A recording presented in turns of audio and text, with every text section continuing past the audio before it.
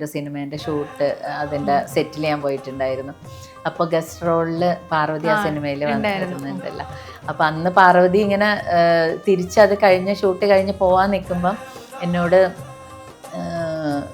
ഒരു ഫ്രണ്ട് പറഞ്ഞു, നിങ്ങൾക്ക് പാർവതീനെ പരിചയമുണ്ടോ, ഒന്ന് ചെന്ന് പരിചയപ്പെട്, ഈ ഡയലോഗ് എഴുതിയത് നിങ്ങളാണെന്നൊന്ന് പറയാൻ പാടില്ലായിരുന്നു ചോദിച്ചു. അപ്പോൾ എനിക്ക് പേടിയായി. അപ്പോൾ ഞാൻ ചോദിച്ചു എങ്ങനെയാ പറയാൻ പറഞ്ഞു, ചുമ്മാ ചെന്ന് പറഞ്ഞാൽ മതി.